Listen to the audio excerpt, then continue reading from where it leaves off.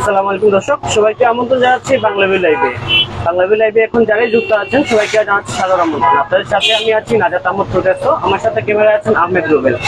দর্শক, আমি আছি এখন সিলেটের পাঠানতোলা এলাকায়। আপনারা দেখতে পাচ্ছেন কর্পোরেশনের পক্ষ থেকে আসলে এখানকার কয়েকটি বিল্ডিং আসলে ভাঙা হয়েছে। যেটা বলা হচ্ছে তারা বলছেন সেটি হচ্ছে অবৈধ স্থাপনা যেগুলো আছে সেগুলো আসলে উদ্ধার করার লক্ষ্যেই তারা আসলে ভাঙাভাঙির কাজ শুরু করেছেন। একটু আগে এখানে এই যে বিল্ডিংটি, এটি হচ্ছে জামান ভিউ ঠিক পাঠানতোলা পয়েন্টের অবস্থিত। এই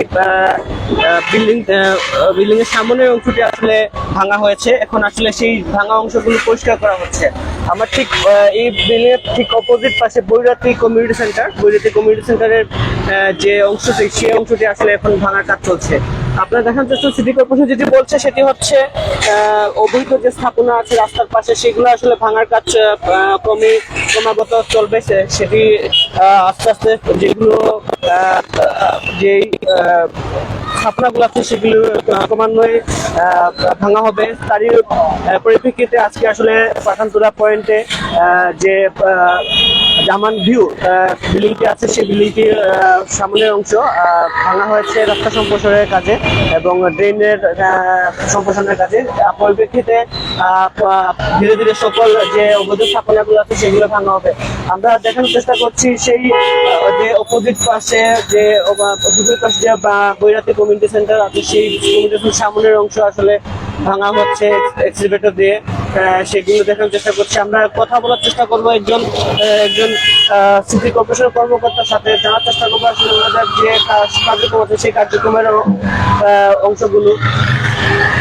দর্শক, বাংলাদেশ সাথে আপনারা দেখার চেষ্টা করছে পাঠানতোলা পয়েন্ট থেকে যে অবৈধ স্থাপনা ভাঙার যে কার্যক্রম, সেই কার্যক্রমের কিছু অংশ আপনারা দেখানোর চেষ্টা করছি।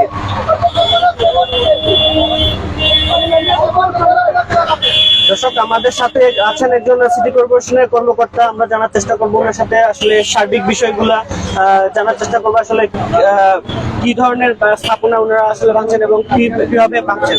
আচ্ছা, আসলে আপনাদের কার্যক্রমটা আসলে বলবেন আজকে। ধন্যবাদ। আজকে আসলে আমাদের এই উচ্ছেদ কার্যক্রমটা হলো যে পাঠানতোলা এলাকায় দীর্ঘদিনের জলাবদ্ধতা একটা প্রবলেম।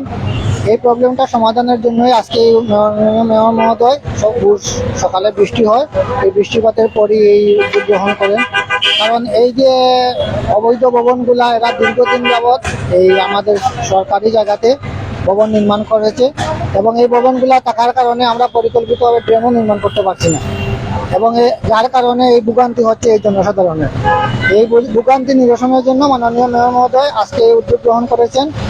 আপনারা দেখেছেন যে আমরা 4টা ভবন আজকে আমরা এই উচ্ছেদ কার্যক্রম শুরু করেছি। তারা আমাদের কাছ থেকে 2-3 দিনের সময় নিয়েছেন যে মালামাল সরাবেন। এই জন্য মেয়র মহোদয় আজকের দিন সময় দিয়েছেন। আমরা এই কার্যক্রম অব্যাহত রাখবো এবং একটা পরিকল্পিত ড্রেন নির্মাণ করব, যার মাধ্যমে এই পাঠানতোলা এলাকার দীর্ঘদিনের জলাবদ্ধতা নিরসন হবে। আচ্ছা, পাঠানতোলা এলাকায় আসলে কতগুলো ভবন লিস্টেড করা হয়েছে ভাঙা, মানে আসলে এটা এই পাঠানতোলা পয়েন্ট থেকে আখালি ঘাটে শাহজালাল বিশ্ববিদ্যালয়ের সম্মুখ পর্যন্ত পাঁচটা পুরোটাই প্রতিটা ভবনই এনক্রোচমেন্ট। এটা আমরা এখান থেকে শুরু করেছি, যেটা আমরা শাহজালাল বিশ্ববিদ্যালয়ের মুখ পর্যন্ত আমাদের এই কার্যক্রম চলবে। এই কার্যক্রম কি প্রতিদিন চলবে না? আমরা আজকে শুরু করেছি, ওনাদেরকে আমরা এই মালামাল সরানোর জন্য একটা সময় দেওয়া হয়েছে। মালামাল সরানোর পরে আমাদের এটা অব্যাহত থাকবে, হয়তো কালকে বন্ধ থাকতে পারে, পরশু থেকে আবার শুরু হবে। সেক্ষেত্রে ওনাদের আগাম কোনো নোটিশ দেওয়া হয়েছে কিনা? তাদেরকে 2007 সাল থেকেই নোটিশ দেওয়া হচ্ছে। আমরা বারবার নোটিশ দেওয়ার পরও তারা কোনো ভ্রুক্ষেপ করেন নাই। পরবর্তীতে আমরা পত্রিকাতে বিজ্ঞপ্তি দিয়েছি, মাইকিং করেছি। তারপরে আজকে ম্যাজিস্ট্রেটের নেতৃত্বে মাননীয় মেয়র মহোদয় সহ এই কার্যক্রম শুরু হয়েছে। আপনার কি আজকে যে শুরু হয়েছে এখান থেকে শুরু হয়েছে? আমরা আস্তে আস্তে ক্রমান্বয়ে ওইদিকে আমরা আজকে পাঠানতোলা থেকে শুরু করেছি। আমরা ক্রমান্বয়ে এটা এই শাহজালাল বিশ্ববিদ্যালয় পর্যন্ত যাবো। ধন্যবাদ। দর্শক, আপনারা যেমন দেখছিলেন উচ্ছেদ কার্যক্রমে যে আজকে যে শুরু হয়েছে এগুলো হচ্ছে পাঠানতোলা পয়েন্ট থেকে, যেমনটি বলছিলেন সিটি কর্পোরেশনের যে কর্মকর্তা, পাঠানতোলা পয়েন্ট থেকে শুরু হয়েছে।